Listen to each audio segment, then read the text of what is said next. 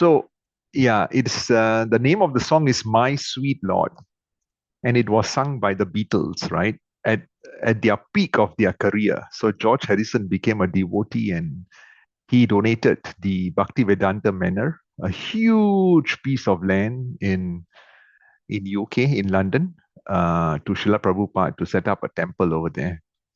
And he was really very, very interested in Krishna consciousness. He even learned the sitar from Ravi Shankar. And yeah, so towards the end, when his entire career was gone, he went through some, emotional upheavals. He went back again to the Hare Krishnas and, he went to Mayapur. He sat down with the devotees. And the most important thing was, despite all the riches which he had, he always saw himself as the servant of Krishna. And towards the last few days of his life, he said that I don't want to have anything to do with, the the um, the glory of his singing career. He doesn't want to have anything to do with that, and he just invited two of our devotees, Sham Sundar Prabhu and another one more devotee, to be next to him as he was living his life. So the devotees, they camped in his house. They were just chanting Hare Krishna Mahamantra. And yeah, so he left his body just listening to the Mahamantra. In fact, Srila Prabhupada told him that please don't stop your career, but leverage it, right, in the service of Krishna. And that's how he used his talent, he used his wealth, etc., in the service of Krishna. So if today you ever go to London, please visit Bhaktivedanta Manor. It's a thriving community. All glories to George Harrison. In fact, Srila Prabhupada used to call him Hari's son. Harrison, no? Hari's son. Okay. Thank you very much for joining early in the morning. So we will continue with chapter number 29 and we will get into chapter number 30. So this is an AI generated image of Lord Kapil Dev and his mother, Devahuti. I just had to give a few prompts. He looked a bit older, then I had to tell, I don't know, he's much younger, and the system produced this. So it's interesting. It's a very nice image, Prabhuji. Thank you. Yeah, I think so too. In fact, I wanted to share with all of you the image which I generated using chapter number 29's verses on the description of the Lord. I'll send it to you all later. Right? Same thing. Very beautiful. Let's begin with our Mangla Charan. Om Jnana Timirandasya Jnananjana Shalakaya Chakshurunmilitam Yena Tasmai Shri Guruve Namaha Sri Chaitanya Manobhistam Stapitam Yena Bhutale Swayam Rupa Kadamayam Dadati Swapadantikam Vandeham Sri Guru Sri Yuta Padakamalam Sri Gurum Vaishnavamscha Sri Rupam Sagrajatam Sagana Ragunatam Vitam Tam Sajivam Satvaitam Savadutam Parijana Sahitam Krishna Chaitanya Devam Shri Radha Krishna Padam Sahagana Lalita Shri Vishaka Vitamsha Hey Krishna Karuna Sindhu Dina Bandhu Jagatpate Gopesha Gopika Kanta Radha Kanta Namastute Tapta Kanchana Gaurangi Radhe Vrindavaneshwari Vishwavanu Sute Devi Pranamami Hari Priye Vanchakalpatarubhyascha Kripa Sindhu Vacha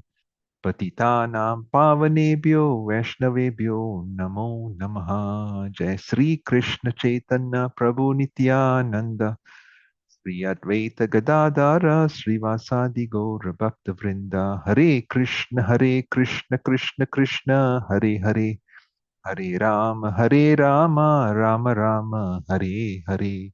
Hare Krishna, Krishna Krishna, Hare Hare. Hare Rama, Rama Rama, Hare Hare. Hare Krishna, Krishna Krishna, Hare Hare, Hare Rama, Rama Rama, Hare Hare. Om Namo Bhagavate Vasudevaya. Om Namo Bhagavate Vasudevaya. Om Namo Bhagavate Vasudevaya. Narayanam Namaskritya Naram Cheva Narottamam Devim Saraswatim Vyasam Tato Jayamudiraet Nasta Prayasta Abhadreshu Nityam Bhagavata Sevaya Bhagavati Uttama Shloke Bhakti Bhavati Naistuki. Okay, so just an announcement before we start today's class. So whatever we are learning, right, as part of teachings of Kapila Dev, it's going to be also delivered in a series of 4 seminars, in-house seminars at the Goranga Center during the long weekend of the Hari Raya. So from 28th to 31st. So it will be delivered by a very, very, very senior disciple of Radha Govinda Maharaj. Very, very nice devotee. So if you can make it, please try to join. And whatever we are doing is just scratching the surface. So Prabhuji will go, because of his purity, he will go really deep into the entire section of the Bhagavatam on the teachings of Kapila Dev. So if you can make it, please attend. I can assure you that there will be a change of heart when you return back after the 31st, right? So timing is quite conducive to all the working adults. So on Friday it's from 7 to 9, and then on Saturday it's from 12:30 to 3:30. On Sunday it's in the morning from 9:30 a.m. to 1:30 p.m. Quite a long workshop.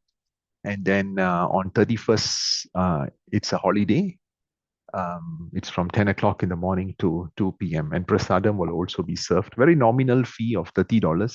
Yeah. Just to assist with the prasadam preparations. Okay.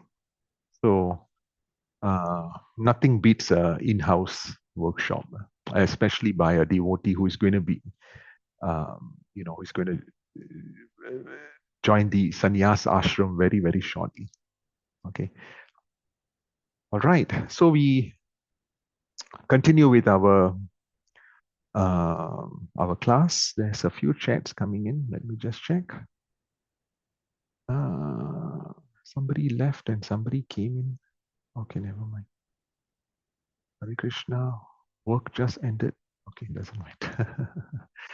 Okay, so Kapila Dev, just like in Bhagavad Gita, right? Krishna explains there are 4 types of people who will approach the Supreme Lord, right? Lord Kapila Dev also explains the same. So, best amongst the Bharatas, who is Arjuna, this is from the Bhagavad Gita, there are 4 kinds of pious men who begin to render devotional service unto me. The distressed, the desirer of wealth, the inquisitive, and he who is searching for knowledge of the absolute. Okay. So, of course, each of them are approaching the Lord with a motive. But as we have discussed in last week's classes, it's a process. It's a process, and along the way, the devotee will get purified.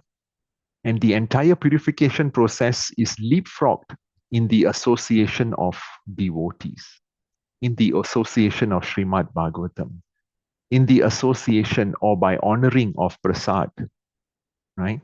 And also in the association of Harinam. So although these pious people, they approach the Supreme Lord with an agenda, in time to come, they will just be selflessly serving the Supreme Lord without any of that agenda. Okay. So let's watch this video, and Anush Prabhu, kindly advise me if you can hear the audio, okay?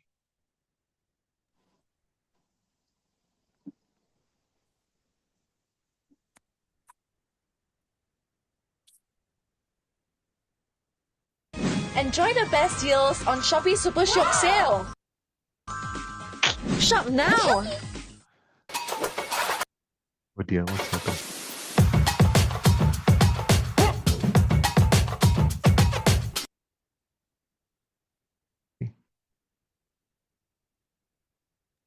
The sound was there, Prabhuji, for this. Okay. Yeah. Just some advertisement.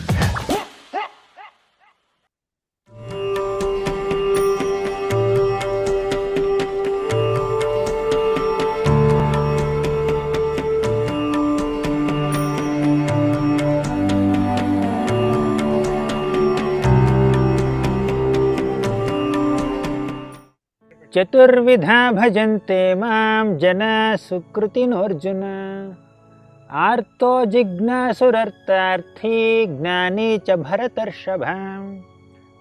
In this beautiful shloka, Krishna describes 4 kinds of people who approach him. Chaturvidha bhajante mam. Bhajante means those who approach God to render service to God. Chaturvidha, there are 4 kinds of people who approach Krishna. Bhajante mam. Chaturvidha bhajante mam jana sukritino Arjuna. Oh Arjuna, these 4 categories of people who approach me are sukritinas. They are very pious people. They are very righteous souls. Who are they? Krishna says, Artha, the person who is distressed. Jignasu, the person who is very inquisitive to know God. Artharthi, the person who is desiring wealth, material wealth. And Gnani, the person who is wise. So these are the 4 categories of people who approach Krishna.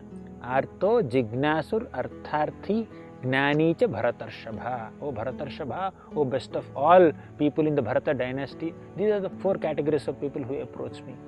However, these 4 categories of people are not very pure devotees. The people who approach God with a pure selfless intention to render service to Him without expecting anything in return, such people are called pure devotees or Shuddha Bhaktas or Uttama Bhaktas. So people who are unalloyed and unflinching and unmotivated in their bhakti, they are the topmost devotees. But here are 4 categories of people who approach Krishna just to relieve themselves from distress, or just to gain some wealth from Him, or they are just little curious to know about God, or they are pursuing knowledge about God. So these people are not very pure devotees. However, Krishna considers these people also as magnanimous people because they have some love for God. Ultimately, they have approached Krishna. The very fact that they have approached Krishna makes them so glorious. Although they have some selfish intentions or some other material needs in the beginning, Krishna will purify them of all those material desires and elevate them to a selfless position where they just love God and serve God without any expectations in return. So that is the purity of a great devotee. But these people are also magnanimous because they are after all approaching God. And of all these 4 categories of people, the 4th category, the wise person, is topmost because he loves God and he wants knowledge about God. He is not looking for some material wealth from Him, or he is not wanting to just relieve himself of distress. He actually is interested to know who is God and what is the science of God. He is better. However, the person who renders service to God without any selfish expectations in return happens to be the purest devotee. Hare Krishna. Okay. Any reflections on the video? Very nice, isn't it? Yeah. Nicely Yes, sums Prabhuji. up whatever we have learned in our classes, the last few classes, etc. Okay. Anush Prabhu, anything you'd like to add to this? No, Prabhuji, it was very clear, and he also told the topmost out of the 4, and even like beyond that is the Gyani who renders like devotional service. He's the topmost of all this 4 also. Yeah. Okay. I'll just like to share with you, my Guru Maharaj, when he approached Krishna consciousness, he was just inquisitive. He heard, one evening coming back from work at the age of 22, 21, he heard the Maha Mantra being played on the radio. And he was quite inquisitive, right? And he bought the LP and he was just listening the whole day, whole night. He was just listening. And then he went to the bookshop and he just saw the Bhagavad Gita. He bought the Bhagavad Gita, and one of his housemates also had bought another book called The Science of Self-Realization. So it was just out of inquisitiveness that they approached Krishna. And because they had the desire, and somehow Krishna made them into pure devotees, right? So this is a classic example of the verse. Okay. And in our class, we have mentioned many, many times about the power of association. Just a moment's association with a pure devotee can change our lives completely, right? Srila Prabhupada says, simply by the association of pure devotees, one can understand the transcendental name, fame, quality, and activities of the personality of Godhead. Normally, you need a lot of sukriti, right? A lot of good work which you must have done in your previous life in order to, somehow start your devotional service, right? Maybe some mercy must also be required. But then when Prabhupada met the Western devotees, Prabhupada told them that, yeah, he's actually giving them that Shrukriti, because a pure devotee can be the source of the Sukriti itself, right? You don't need lifetimes of, good activities to spur this devotional service. Just the moment's association with a pure devotee. If you can serve the pure devotee, it's even greater, because that is the power of association. It can ignite that sleeping soul in our hearts. So Lord Kapila emphasizes that the fastest way to attain Krishna is through association with pure devotees. Okay, that's the fastest way. Right? Because one who has something can give that to you. If someone does not have something, how can that person give that to you? Right? So therefore, a pure devotee has Krishna in his heart, and therefore he or she can give you Krishna. Can? It makes sense, right? Unless you have something, you can't give it to someone else. So hearing about Krishna, chanting his names, and serving Vaishnavas, the entire process will actually purify our heart, right? Making it so dormant for Krishna consciousness. So, for example, Narada Muni, right? In his past life, he was just a simple servant boy, and he was assisting his mother to clean up, right, all the yagyas, etc. After the the devotees have completed their devotional service. And along the way, there will be remnants from their food. And he will ask them permission, can I have your remnants, please? And, the Mahabhakt, they will offer their remnants to this small Naradan Muni. And because of that process of association with the devotees, he became Narada Muni. Okay? All right. Then Kapiladev explains that, everyone should understand that the Lord is the supreme shelter, right? A lot of times we depend on others, right? That's fine, but at the end of the day, we need to know that the ultimate shelter is Krishna himself. So in the Bhagavad Gita also it's explained, right, that that's the devotional service is the best insurance policy, right? And Krishna himself says, I will come and protect you, right? Of course, we may think that, yeah, but sometimes the devotee, they also go through a difficult moment, Some devotees are killed, right? In the Ukraine-Russia war, devotees had to fight with other devotees. It's so sad, right? And sometimes they get killed. So what is the meaning of this protection? The protection does not mean material protection, it's the spiritual protection. So Krishna will protect this person's bhakti, and this person will then just continue from where he has stopped. Or maybe the Lord, if he so desires, can actually bring this person back to Goloka Vrindavan. Right? So that's the meaning of protection. So devotees should only serve the Supreme Personality of Godhead. Right? As the Lord is the protector of the devotees, he will take care of everything. And devotee has nothing to worry about this. So this comes to the important point of having 10% faith in the Supreme Personality of Godhead, right?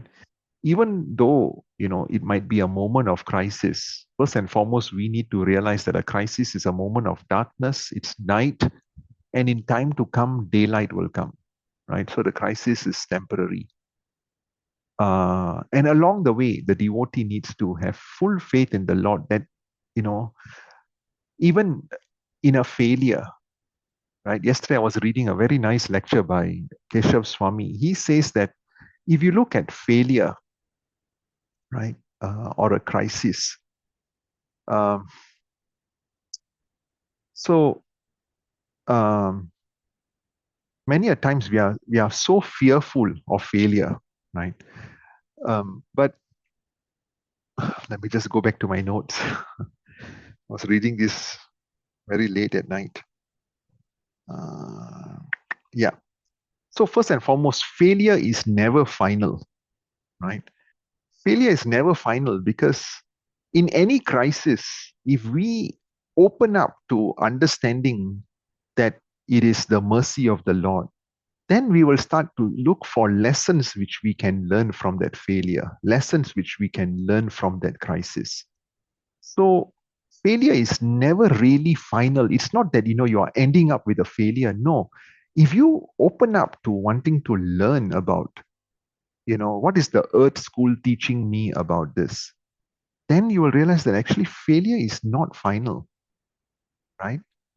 And, lots of case in points. For example, um, Thomas Edison, right? He, uh, he had to look at inventing the light bulb at least 1,000 times, and we fail. In today's world, we will say it's fail. But when reporters asked him, he said that no, actually, I learned 1,000 ways in which not to invent the light bulb. Right? So yeah, so failure is not really final. They are just stepping stones towards greater growth. And failure and adversity can actually lead us to profound realization and deep spiritual advancement. Right? So, for example, when Prabhupada left and he reached Boston, he was all alone for 1 year. He tried many things, nothing really happened, but that just gave him more and more resolve. Right? So, there's this very famous tennis player, Roger Federer, right? And he played 1,500 matches. And he won 80% of them. But if you look at the number of points in his entire career, although he won 80% of the matches, in terms of the points, he only won 50% of the points. All right. So, point wise, it's nothing impressive. So, this demonstrates that even when we lose individual moments, the overall trajectory of success can still be in our favor. Right? Because we know that, forget about individual moments in our life. This particular life is just one note in an entire symphony. Right? So once again, even though we can lose individual moments, the overall trajectory of success can still be in our favor. right? So once again, 50% of the points, that's what he won, but still he achieved 80% winning in some 1500 matches. So failure is certainly not final, and failure is also not bad. It's up to the devotee to realize what is good in a crisis. What good can I get out of this crisis? So failure is not always bad. What are the lessons you can learn from it? And failure is impossible too, right? Because from a deeper perspective, Krishna explains that failure does not truly exist for one who is sincere in the efforts. Every endeavor generates two results: an external result, which is visible to the world, and an internal result, which affects the soul. So, whatever external results may, um, you know, may fluctuate, the internal results, the purification of the heart and the spiritual progress will always remain. Right? So, if one acts with sincerity, the Supreme Lord will always reciprocate with divine guidance and purification.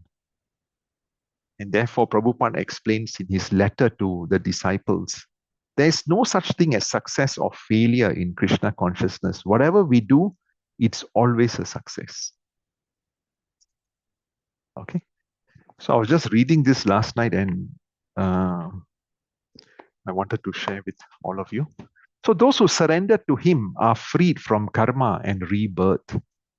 Right? So Prahlad Maharaj was tortured by his father, Hiranyakashipu, because Prahlad Maharaj has so much faith in Vishnu, and he says that Vishnu is the supreme personality of Godhead and not you, O father. Right? So the father tormented him and tried to kill him, but he was always protected by Vishnu. So the Lord is the supreme shelter. Anyone would like to share any reflections or any pointers which go against this? It's just that time will tell. When we are deep in a crisis, we cannot see things from a wider perspective. Right? When we are deep in a crisis, you can't see it. You need to be outside of the crisis in order to actually appreciate what has actually happened. Any pointers from anyone? Anyone would like to share anything?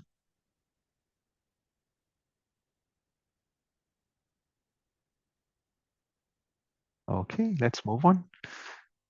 So Kapila Dev then continues. He says, "My dear mother, even if he worships with proper rituals and paraphernalia, a person who is ignorant of my presence in all living entities, he never pleases me by the worship of my deities in the temple." Right? So Kapila Dev explains that, you may be going to the temple, right? You may be doing everything, all the archanas, etc., all the right rituals, using the right paraphernalia, etc. But if you do not see me in all the living entities, then actually you are not really pleasing me. Right? Quite straightforward. Huh? Then 25. Performing his prescribed duties, one should worship the deity of the Supreme Personality of Godhead until one realizes my presence in his own heart and in the heart of other living entities as well. So one should worship the deity of the Lord, right, until he realizes that Lord is there in his own heart and also in everyone. So essentially, the entire process of conducting devotional service purifies us until we are resolute, right, in our determination that within me, actually, I'm not just this body, right? I have a spirit soul, but next to my spirit soul is also Paramatma. My Supreme Lord is also there next to me, right? So the entire process of doing devotional service also purifies us and gives us this realization. Okay. So it's not that one who has become a devotee of the Lord and who engages in devotional service should give up the prescribed duties. No, the prescribed duties based on our nature, etc., that should still be continued. Remember, Krishna says, do your responsibilities to the best of your abilities, but do not be attached to the results. Right? So one has to execute devotional service according to the prescribed duties. Right? That's very, very important, and not be neglecting to it. And in that process, right, of also while doing your devotional service, also, doing while doing your swadharma, you are also engaging in Sanatan Dharma, then it reaches a certain point where we purify ourselves and we become convinced that the Lord is in my heart and also in everyone else. And at that moment, then the devotee begins to see everyone with equivision. So then we move on to verse number 26. As the blazing fire of death, I cause great fear to whoever makes the least discrimination between himself and other living entities because of a differential look. Okay. The English is a little bit complicated over here. As the blazing fire of death, right? Krishna says, time I am, right? I cause great fear to whoever makes the least discrimination between himself and other living entities because of a differential outlook. So Krishna is saying that we should be having an equivision, and Bhagavad Gita explains the same thing too. Right? So a devotee's outlook should be that both the soul and the super soul are equally present in all varieties of living entities. Okay.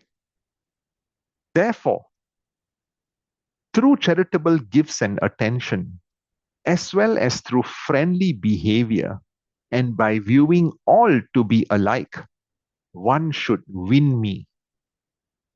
And I'm the one who abides in all creatures as their very self. So Prabhupada writes in the purport very nicely that compassion and friendliness do not necessitate falsely elevating someone to the exalted position of the Supreme Personality of Godhead. We should not at the same time misunderstand that the super soul situated in the heart of an animal like a dog or a hog and the super soul situated in the heart of a learned Brahmana are different.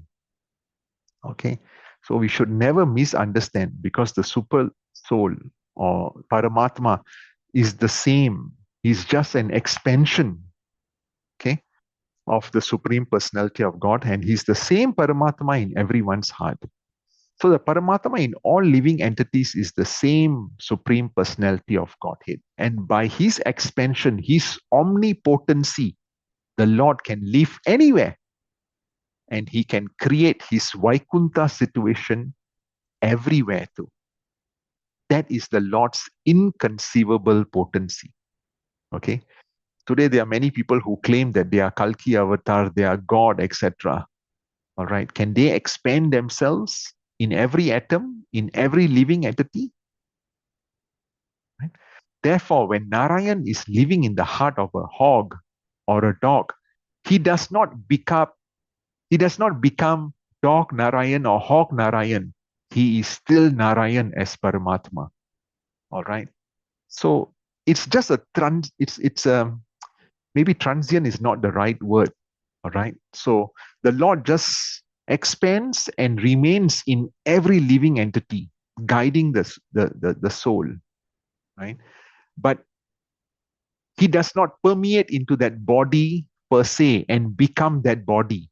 No, the Lord is always distinctly separate. What remains in the body? Just like we as the super soul are separate from the body, but we live in the body. Okay. So the super soul Paramatma, he's always Narayan, and he's unaffected by the body of the dog or the hog. Okay. Understand? Easy to understand? Rasija Mataji? Hare Krishna Prabhuji. Yes. I didn't quite understand text 26. I'm still stuck there. Okay. Yeah. Yeah. The English may be a little bit difficult. So essentially, what Kapil Dev is explaining is, So, if whoever makes the least discrimination between yeah, himself and other living entities yeah. is a good thing, right? No. So But is maybe, because of a maybe, maybe, differential maybe, outlook? maybe Yeah, ignore the word least. It could be like, I cause great fear to whoever who makes any discrimination. I see. Okay, then it makes sense. Yeah. Yeah. Okay. So Maybe it's just the, least is the opposite understanding. yeah, Yeah, the okay. colonial English, sometimes Prabhupada writes in colonial English style. Understood. Okay, then it's quite clear. Yeah. Yeah. And Anyone who then makes any discrimination. one more query was about prescribed duties. So Yeah. as Arjuna himself at a certain point of time in his life Hmm. was in conflict with duties and with values, right? So how can one understand what is prescribed duties? Because Arjuna's case is more extreme, polar, so it's easier to for us to understand when we hear the story. Yeah. But in our own lives, when there are subtle differences, and then you're Hmm. wondering if your duty as a mother or is in conflict with their duty as a to get food home, or your duty towards a parent, so Mm. in those subtleties, what would be the right way to understand that this is the will of God, like this is the will of the supreme personality of Godhead, right? Is there any Mm. guidance on that? Okay. So, the will of the Supreme Personality of Godhead is there, but at the same time, the Lord also gives us that individual independence. So while the will of the Lord is there, the Lord has also given us individual independence to do what we desire. And therefore, the equation of karma is introduced. If we do things which are in accordance with the regulative principles, with what the Lord desires, then, and if we dovetail those activities to devotional service or in the service of the Lord, for example, you are bringing your daughter up as a nice devotee, you are facilitating the entire process, then it doesn't have any more karma in it, not even good karma, because you are dovetailing the entire process. You are working as an architect, right?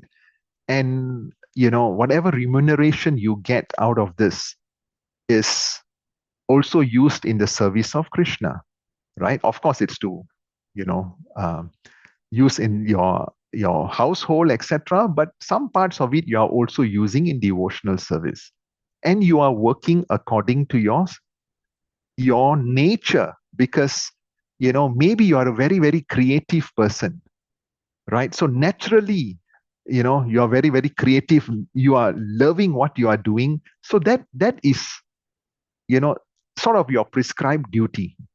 It's based on your nature, and it's not something which is like pushed onto you. Yeah. I wonder whether it's making any sense. That So actually made there are a two lot of there are two sense. there are two important pointers which we learned in our Bhagavad Gita classes. One is Sanatan Dharma and one is Swadharma. Swadharma is essentially my responsibility to society, my responsibility to my family, my responsibility to myself, my responsibility to my team members, etc.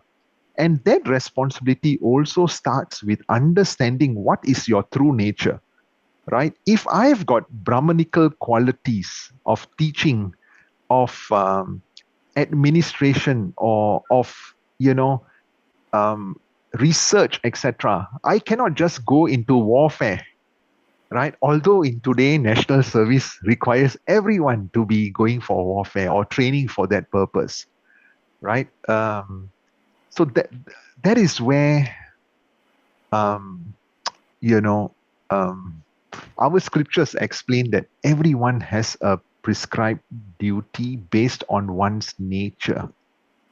But in today's context, it may or may not be always possible. But one more thing to also remember is that our nature also changes with time, right? Our nature also changes with time because it's being nurtured by the external environment. So I may be, you know, not, I may not be,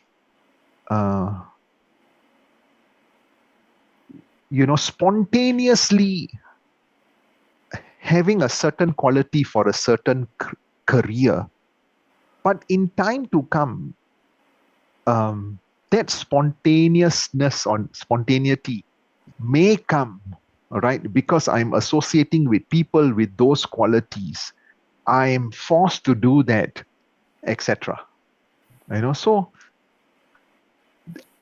yeah, it's work in progress. It can change in time, etc. But if you want to be true to yourself, then and if you want to be true to yourself, then there are sufficient assessments available today. For example, DISC, Strengths Finder, etc., which tells you where your strengths are. Right? It could be due to your nature. It could be due to your upbringing. It could be due to our consciousness in our past lives, which helps us to form this natural nature in this life. Right? By doing those tests, sometimes it helps. Okay, right? So, yeah, so text number 26, replace the word least discrimination with any discrimination. All right, so therefore, through charitable gifts and attention, as well as through friendly behavior and by viewing all alike, one can actually win over the Supreme Personality of Godhead. So that brings us to the end of chapter number 29. The final purport reference is Prabhupada states that even if one simply hears these teachings, they will attain perfection. The narration of Kapila Dev and his mother Devahuti is so perfect and transcendental that even if one only hears or reads this description, he achieves the greatest perfectional goal of life. Granth Srimad Bhagavatam ki jai. Jai. Okay. So now we move on to chapter number 30, where Kapila Dev explains the adverse fruitive activities, okay, in this material world. I'll just go through very quickly, right, the verses. So the first text is, the personality of Godhead said, as a mass of clouds does not know the powerful influence of the wind, a person engaged in material consciousness does not know the powerful strength of the time factor by which he is carried. So Krishna says, right, in the Bhagavad Gita, if I'm not mistaken, the verse may go like this: time, I am the destroyer of all, kingdoms or universes, right? And Chanakya Pandit, the great politician Pandit, he explains that, one moment of time cannot be returned. Even if one is prepared to pay millions of dollars, one cannot calculate the amount of loss there is in wasting time, therefore. Right? So be it materially or spiritually, one should be very alert in utilizing the time which has been given to him by the Supreme Lord. And a conditioned soul lives in a particular body for a fixed measurement of time. Right? So,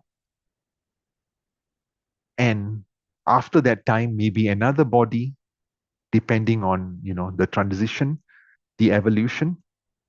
And once it reaches a human body, then karma takes over, how this person has been orchestrating the life, the final moments, and that decides on the next body. So, therefore, it's recommended in the scriptures that within that small measurement of time, one has to finish his Krishna consciousness. Finish doesn't mean you're not going to do it anymore. In the spiritual world, we will continue doing it. Okay. But essentially, it means that, we try to wrap up our entire Krishna consciousness in this life, perfect it, and therefore gain release from the influence of the time factor. But unfortunately, those who are not in Krishna consciousness, they are carried away by the strong power of time. and sadly without their knowledge, you know. But then, even if a tourist comes into Singapore and carries drugs without knowing that, the laws do not allow it, he's still punished. So even if we come into this material world, right, and we may say that, oh, I'm not aware of the spirit soul, I'm not aware of the supreme personality of Godhead, I'm not aware of the three modes of material nature, I'm not aware that time, uh, is the energy of the supreme personality of Godhead, and the time destroys everything. All these are excuses, okay? Because the law is the same, regardless of whether someone understands the law or does not. Right? So then we move on to text number 2. Whatever is produced by the materialists with great pain and labor for so-called fleeting happiness, the Supreme Personality, as the time factor, will destroy that. And for this reason, the conditioned soul laments. Right? It's amazing. Like, we spend our entire life creating wealth, buying whatever we think will remain with us for the longest time. But sadly, at the time of death, everything is taken away. Nothing is ours. We came with nothing and we will go with nothing. So, in this particular chapter, Lord Kapila Dev is explaining about the power of time, the main function of the time factor. And this time factor is the representative of the Supreme Personal Godhead. The main function is to destroy everything. All right? To destroy everything. Someone who is not a spiritualist, someone who is not in God consciousness cannot understand this. Right? So the materialists in material consciousness, they are so much engaged in producing so many things in the name of economic development. They think that by advancing in satisfying the material needs of men, they will be happy. But then they forget that everything they have produced will be destroyed in due course of time. And from history, we can see that there were so many powerful empires on the surface of the globe. And they were all constructed with so much of pain and great perseverance. But in due course of time, all of them have been destroyed. Right?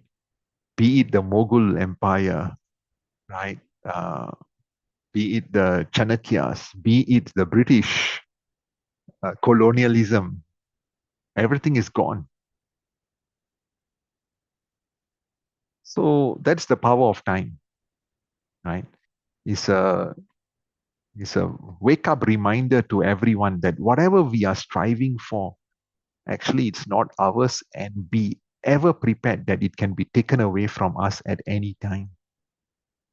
And that's a wonderful consciousness to have, because we will not cling on to things, right? We will not cling on to things. We will be totally having this expectation that this can be taken away at any time. So even if something is taken away from us during our lifetime, when we are alive and kicking, if we have set our expectations correctly, that this is what the material world is.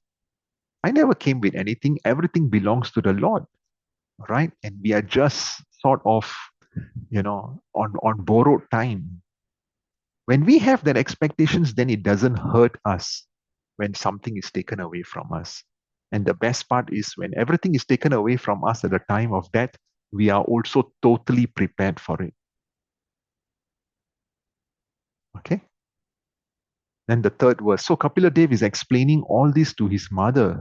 His mother doesn't need this knowledge. The entire knowledge is actually given to us. And because of the mercy of Parikshit Maharaj, And Sukadev Goswami, we are now learning all of this. And because of the mercy of Srila Prabhupada, where he had made this ancient science so easy to understand, and also, translated it all into the English language for us. So we are always so grateful to to the Supreme Lord, to his devotees. Text number 3. Before that, any questions on the first 2 verses? Don't be shy to ask questions. Karthik Prabhu, nice to see you. Yes, Prabhu.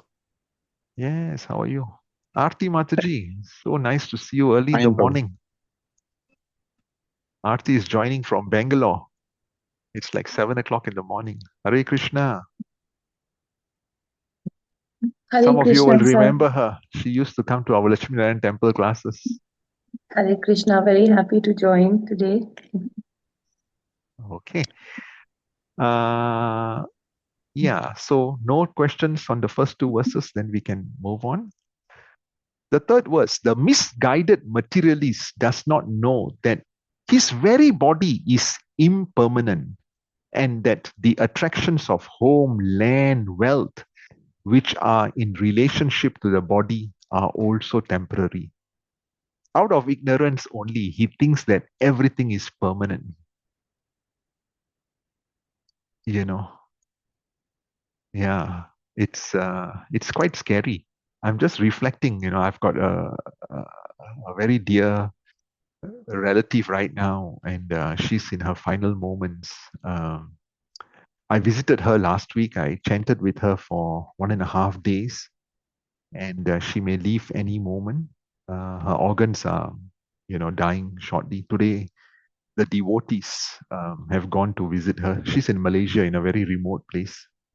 The devotees have gone to visit her and to chant, so that although she's unconscious, she can still hear the Lord. But at one point in time, the lure of the home, the land, the wealth, the relationships, all of that was so important. Just like how it's important to all of us.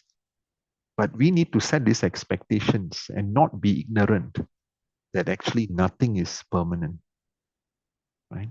And only a devotee can think like that. No, anyone who is a materialist will not be able to accept this easily, right?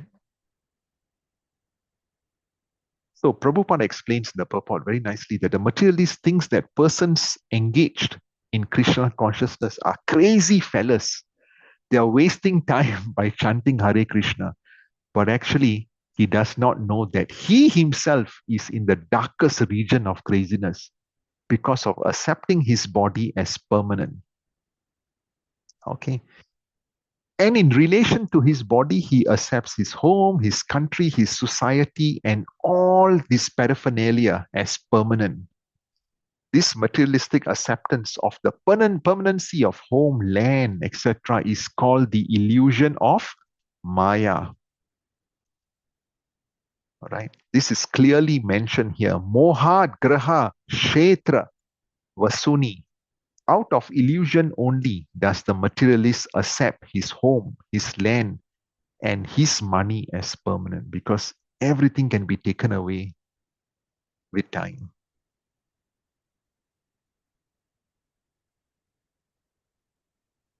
There's a very funny statement that the greatest giver is the miser. Right? The greatest giver is the miser, because at the time of death, he has to give everything away. So text number 4, the living entity, in whatever species of life he appears, finds a particular type of satisfaction in that species, and he's never averse to being situated in that condition. This is so amazing. The way the Lord has constructed every living entity, the living entity is given some form of a pleasure, so that the living entity never thinks that, I'm out of space, I'm out of place. right? So once again, the living entity is given the entire ecosystem, that feeling, that illusion that everything is comfortable for him. Take a pause and look at the life of a pig or a hog, right? When you go to India, some parts, even Vrindavan, you will see the hog is, in mud, in stools, relaxing, enjoying with all his family members. And we as humans will be thinking, what kind of life is that? But the hog is very, very satisfied. All right. Very, very satisfied, like a business class seat, business class or a first class lodging it has. It might eat stool, etc. We as humans, we feel that, wow, that's like a so low graded animal. But in that body, the animal feels very, very satisfied. Similarly, you can look at any living entity, right? Material nature has constructed them and provided them this illusion that they are in a great life. So Prabhupada writes very nicely, the satisfaction of the living entity in a particular type of body, even though it's most abominable, that is called Maya or illusion. So even in the form of humans, a man in a higher position, excuse me,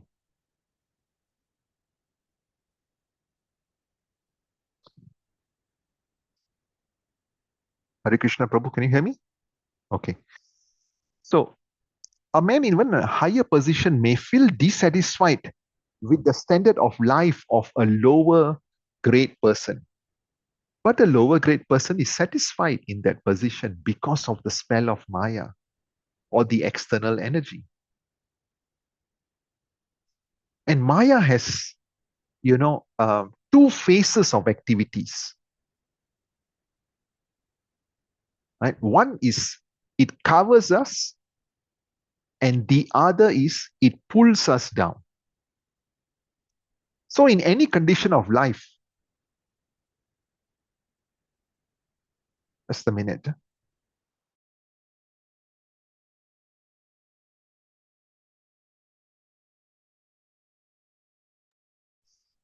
Sorry, I was just having a chat with my daughter. So in any condition of life, the materialistic person or animal will be satisfied because his knowledge, remember, Maya, what it does is it covers you and it pulls you down. So in any condition of life, right, the materialistic person or the animal will be satisfied because his knowledge is covered by the influence of Maya. In the lower grade or lower species of life, the development of consciousness is very poor or very limited, and therefore one cannot understand whether he's happy or distressed. That's the covering of Maya. Even a hog who lives by eating stool finds himself happy, although a person in a higher mode of life sees that the hog is eating stool. How abominable that life is. Right? And then we go on to text number 5. The conditioned living entity is satisfied in his own particular species of life while deluded by the covering influence of Maya. He feels little inclined to cast off his body, even when in hell, for he takes delight in this hellish enjoyment. Okay, so the conditioned living entity is very satisfied in whatever body he's given. All right. And it's said that once Indra, okay, Lord Indra is the king of heaven, he was cursed by Brihaspati, his spiritual master, because of his misbehavior. And he had to become a hog on earth. Okay. So after many days, when Brahma wanted to recall Indra back to his Indra Loka or heavenly kingdom, Indra, in the form of the hog or the pig, forgot everything about his royal position in the heavenly kingdom and he refused to go back. He says, I'm very happy with my, with my she-hog and with my piglets or hoglets, right? He refused to go back. And that's the spell of Maya. Even Indra forgets his heavenly standard of life and is satisfied by the standard of the hog's life. And therefore, by the influence of Maya, the conditioned soul becomes so affectionate towards his particular type of body that he's offered. Even Brahmaji comes and tell you, okay, now it's time's up. Give up this body, and immediately you will get a king's body. But Indra did not agree. So this attachment strongly affects our conditioned living entities.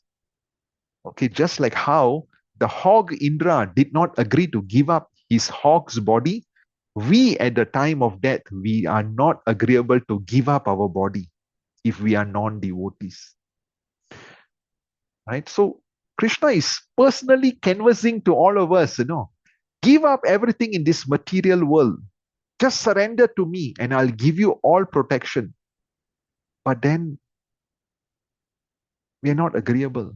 We think we are quite all right here, Why do you say there's difficulties in this material world? Everything is going very nicely, Why?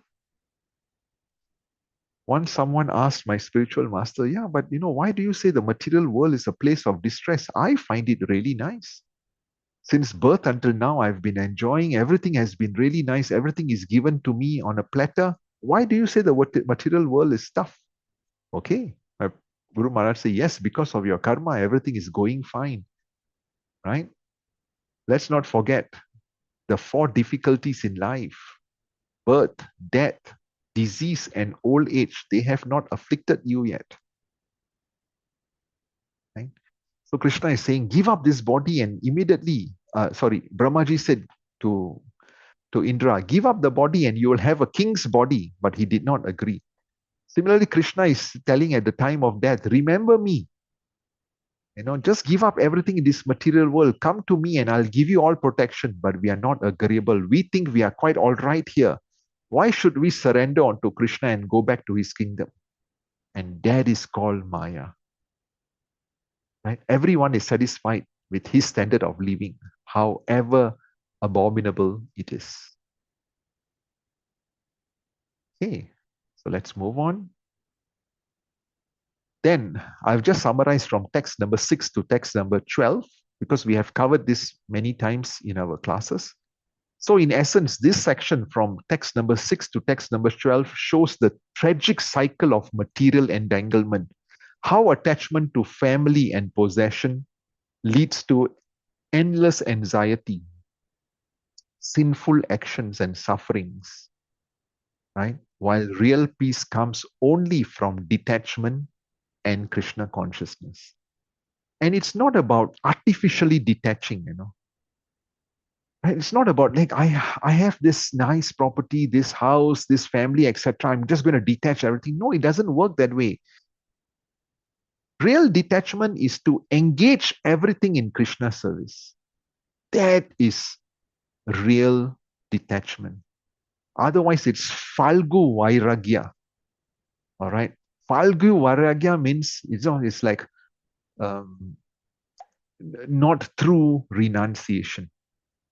All right. Because the mind will still keep on clinging on to those attachments. Right. So that is not the real detachment. The real detachment is when you just, whatever you have, yes, use it in the service of Krishna. That will actually really renounce you or detach you from attaching to this material. Does it make sense, Anuj Prabhu? Yes, Prabhuji. Actually, I wanted to ask you a question also, but this answered that question. That we have been told about this four Artha. purusharth. Yeah. Yeah, 4 purusharth: dharma, artha, and kam and moksha. So my earlier question was that it's been told that this is the process of life.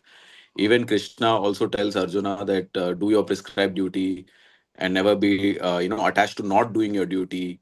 So over there, how does this detachment works? So then this answers the question that we have to engage everything in Krishna's service.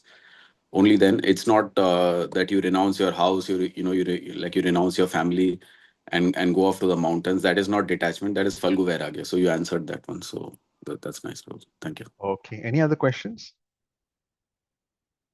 Ravi Prabhu?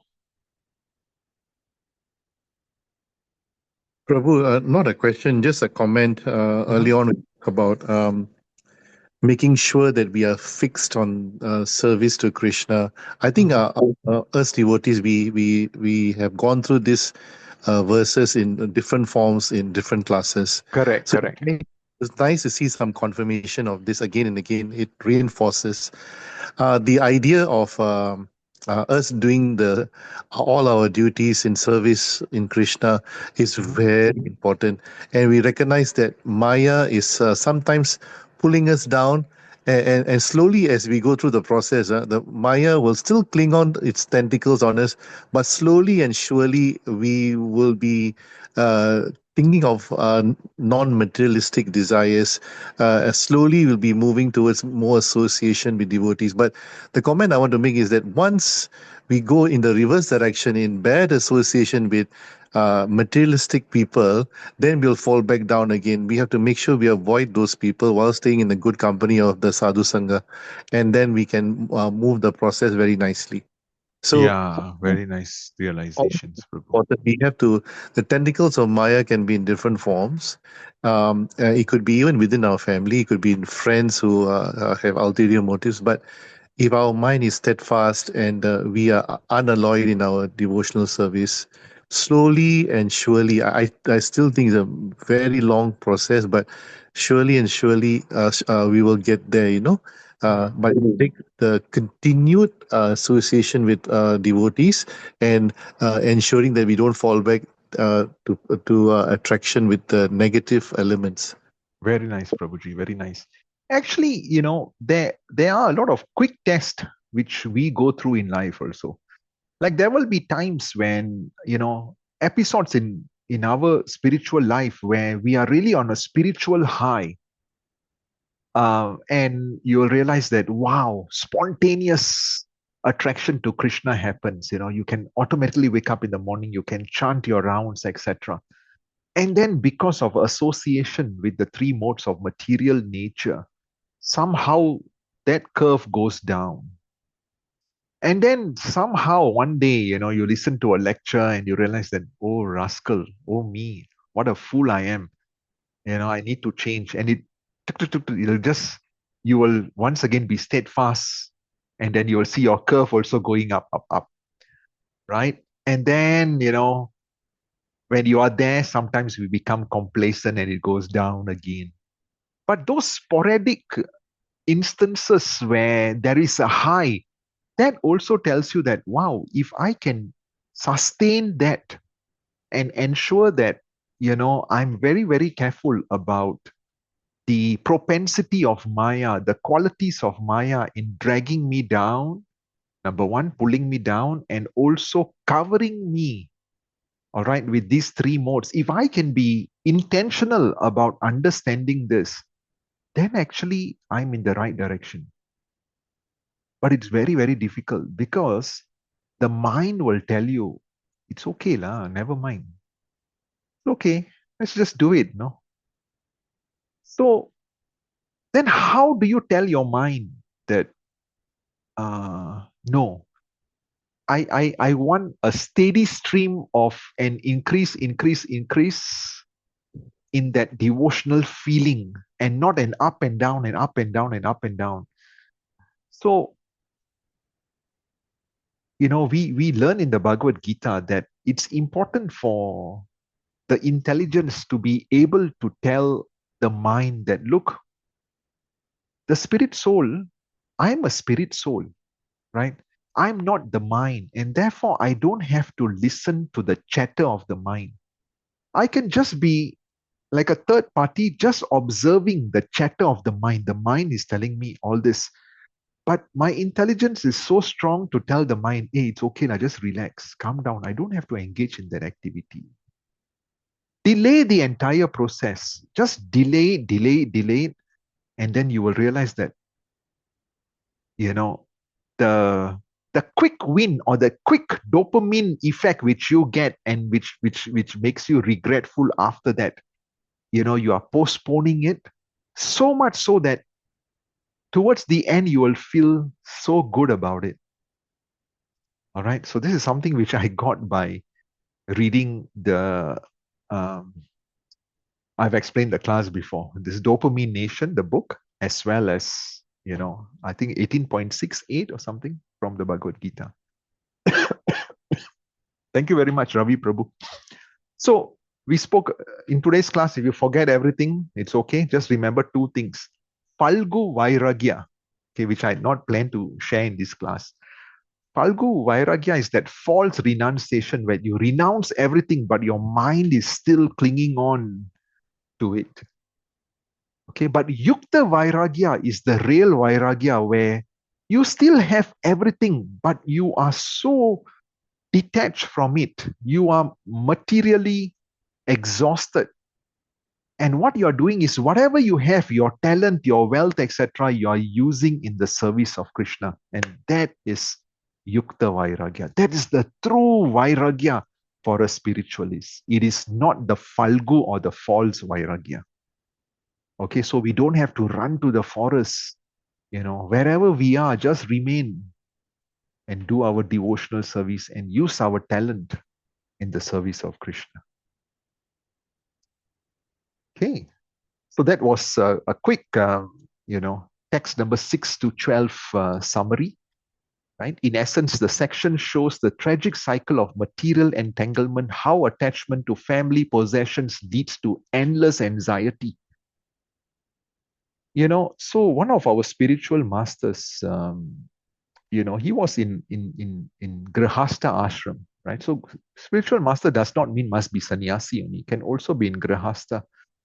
So he made it very clear that at the time of my death, I do not want any of my family members to be there. I just want the devotees to be chanting because I worry that, I will become so attracted to them again. All right. And I will be dragged down by Maya. I'll be pulled down by Maya again. I'll be thinking, oh, I'm leaving, what's going to happen to all of my family members, etc. All right. So he was very, very clear at the time of death. Just have the devotees coming and chanting and don't have any of my family members because, I may spontaneously cry out for them and feel that, oh, these people who have been with me for my entire life in this material world, I'm leaving them.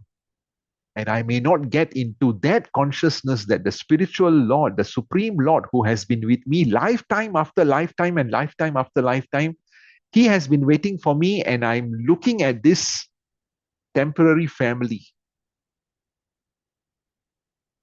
Okay? So real peace comes only from detachment and Krishna consciousness. Then Kapila Dev continues. Seeing him unable to support them, his wife and others do not treat him with the same respect as before, even as miserly farmers do not accord the same treatment to their old and worn out oxen. Okay? So as we become older, there is a possibility that, our loved one may not give us that same kind of respect. So Kapila Dev is explaining all this so nicely to us. And the foolish family man does not become averse to family life, although he is maintained by those whom he once maintained. Deformed by the influence of old age, he prepares himself to meet ultimate death. Text number 15. Thus he remains at home just like a pet dog and eats whatever is so negligently given to him. Afflicted by many diseases and loss of appetite, he eats only very small morsels of food and he becomes an invalid who cannot work anymore. Right? So, all our life we have been working for everything, and then towards the end, we have no appetite for any of that. Kapila Dev is warning us, not warning his mother, but warning all of us. Right? So text number 15, Prabhupada writes, very nice purport, but an attached man, he wants his family members to carry him in a great possession even after his death. And although he will not be able to see how the procession goes, he still desires that his body be taken gorgeously in possession. Thus, he is happy without knowing where he has to go when he leaves his body for the next life. In that disease condition, one's eyes bulge due to the pressure of air from within. His glands become congested with mucus. He has difficulty in breathing. And upon exhaling and inhaling, he produces a sound like grrr, grrr, a rattling within the throat. All right. So Kapila Dev is explaining this is what is going to happen to anyone in this material world. In this way, he becomes under the clutches of death and lies down, surrounded by lamenting friends and relatives. This lamenting is very bad, actually. This lamenting is very bad because you are making that person attached to you. You're making that person feel really bad. And although he wants to speak with them, he no longer can because he's under the control of time, the destroyer of everything. Thus, the man who engaged with uncontrolled senses in maintaining a family dies in great grief, seeing his relatives crying. He dies most pathetically in great pain and without consciousness. Right? So in Bhagavad Gita, it's said that at a time of death, one can be absorbed in the thoughts which he cultivated during his lifetime. Because what happens is at the time of death, your entire life becomes like that old VCR tape. You forward, the entire life is just forwarded quickly, within a few seconds, and that produces your consciousness again. A person who has no other idea than to properly maintain his family members must have family affairs in his last thoughts. That is the natural sequence for a common man. The common man does not know the destiny of his life. He is simply busy in the flesh of time maintaining his family.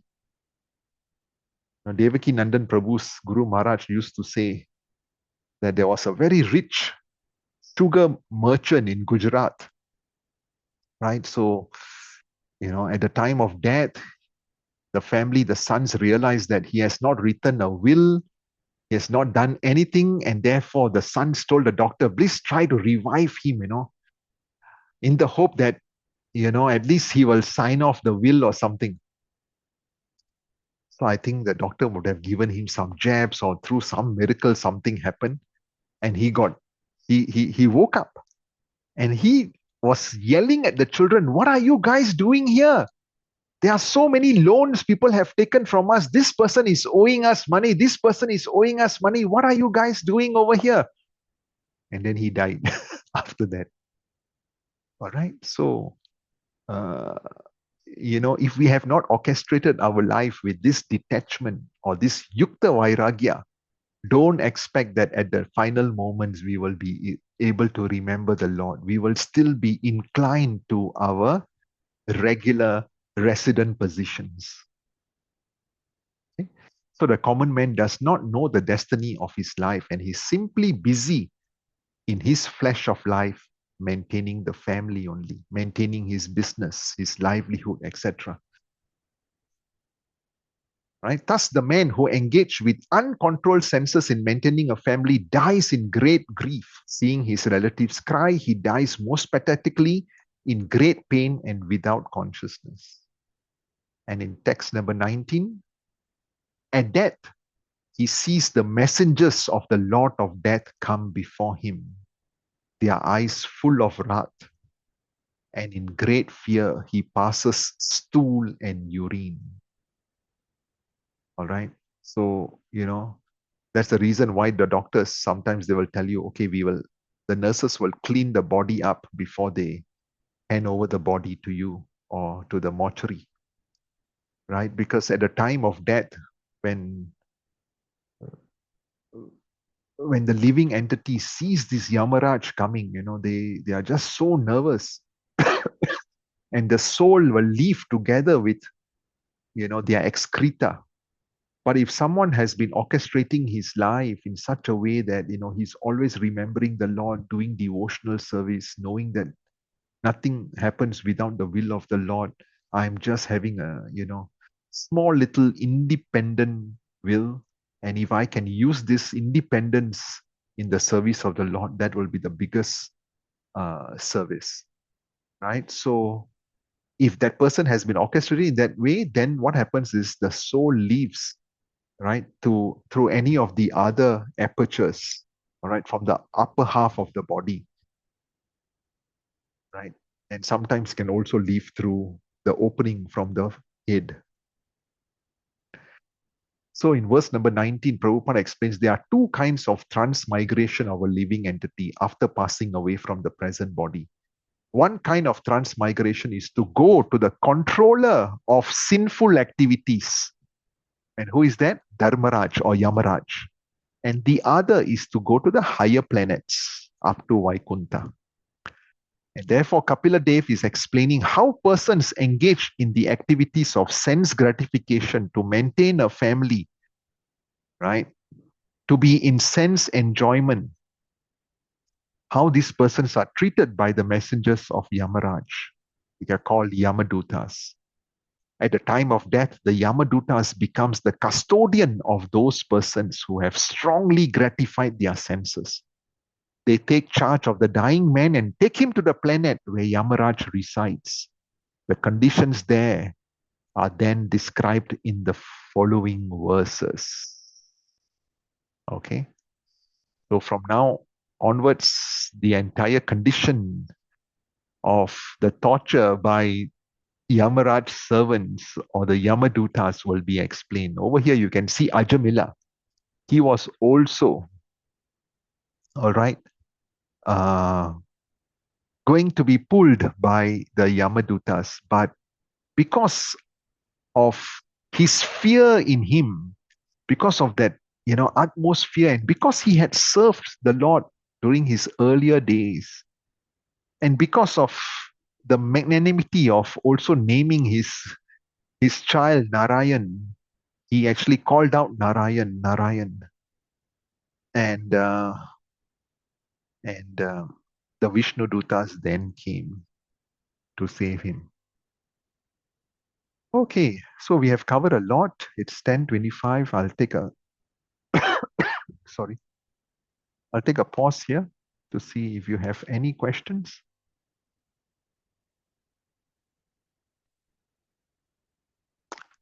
We have 17 people, 17 devotees on the class. Thank you very much. Any questions? Satya Mataji, Shalini Mataji? No? Deepa Mataji? All okay, huh? All experts. Dorothy Mataji, Hare Krishna. I actually put George Harrison's song when I saw you attending the class. I said, oh, I must put an English song and not a Brajavasi or a Sanskrit bhajan so that you can understand and appreciate it. Okay, no questions. So yeah, then we will meet each other again next week. And once again, Anush Prabhu will send you the details of that seminar. If you can make it, try to attend. Maybe even one day out of that 4 days is still okay. I'm not sure if I can make it because my aunt is, critical, and I may not be able to be there for the classes.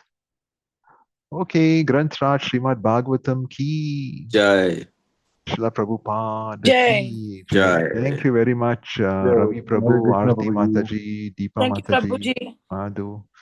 Madhu Mataji, Malti, Lalita, Sharda, Venkatesh from Australia, Dorothy, Bhagwan Ji, Manoj, Satya Mataji, Bunty from Singapore. Vanti from Singapore, Anuj Prabhu, Thank you, Shalini, Prabhuji. Dhanavad Pranam. Raj Mataji, Hare Krishna. Thank you very much. Hare Krishna, Prabhuji. Thank you. Hare Bol. Hare Krishna. Thank you Hare so much. Krishna.